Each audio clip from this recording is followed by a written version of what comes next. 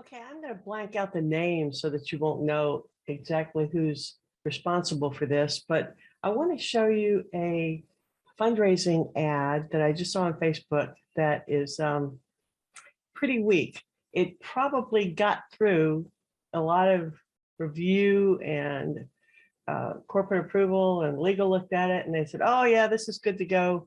Let's spend money on promoting this ad. Well, it's not worth it. And here's why. Let's take a look at this by a pretty big group. And let me point out a couple of things they could have done better, and then you can use that in your own fundraising. All right, I'm blanking out the name and anything completely identifying, so don't go ragging on them. This is really common too, really. I mean, it's really common.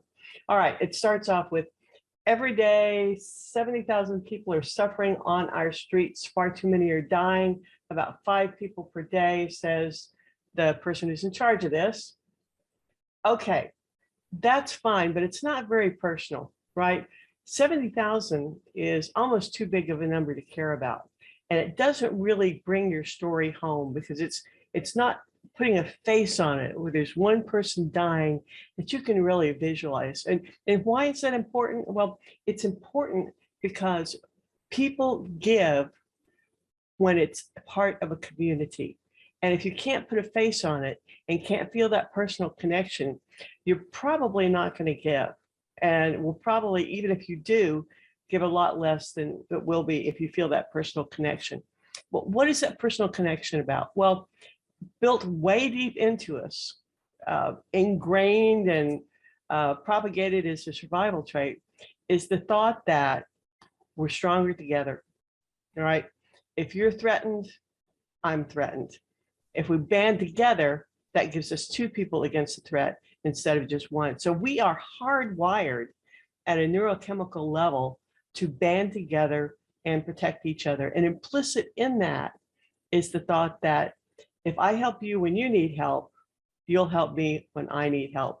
And that is a basic principle you need to incorporate into your fundraising and remind your donors of that, not spelling it out just like that necessarily, but working from that principle that charity is about the societal good. It's about working together so that everybody does better. When you need help, I'm there. If I need help, you'll be there. So when you say 70,000 people suffering, this is a good statistic for your grant proposal, right? But it doesn't bring it home if you're appealing to an individual donor. Now, when you get down to saying 5 people per day, that's a little bit better, but it still doesn't have a face. There's not a face on that. I don't know who's dying. I don't know if they look like me. I don't know if they like to ride horses. I don't know if they have dogs. I don't have that thing that I have in common with them to make it personal to me. You want to make the recipient of this charity part of the community of your donor. You want that connection. And if you skip that, your campaign is going to be far less effective. Okay, then the next sentence, they switch to third person, which is okay.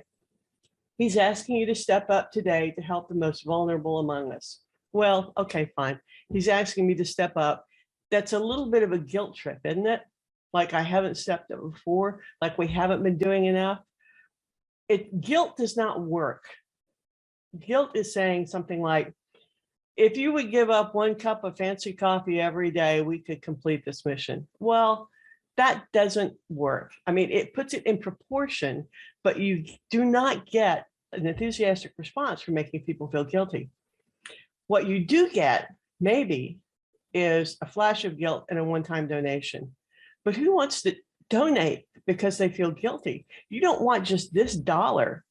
You want the next dollar as well, right? So all your campaigns should be leveraged toward building that community and that sense of belonging and that sense of togetherness so that you're fundraising not just this dollar, but the next one as well. Remember, as a charity, you don't exist if you don't fulfill a public need. That's why you're a charity. So the last one, there are 2 more points on this.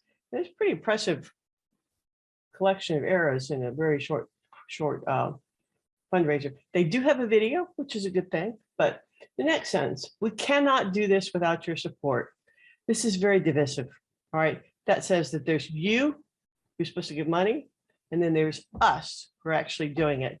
You versus us. Whereas the real feeling should be, we're in this together.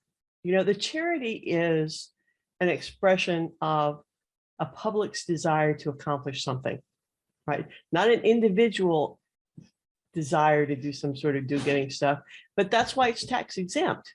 It's a function of the public good.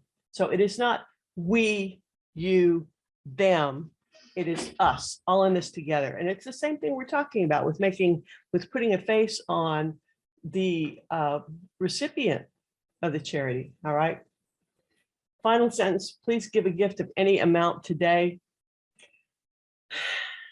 Make a specific ask. All right, make that specific. Do something like $5.28 will feed this family for 4 hours, or $17 completely equips a child for the next school year. And once you've put a face on this problem and then gotten specific about what will help, then you've got a powerful fundraiser. So don't do that. If you want more help, hit me up in the email. Thanks. For more information on raising money, please go to jdonate.com. See you there.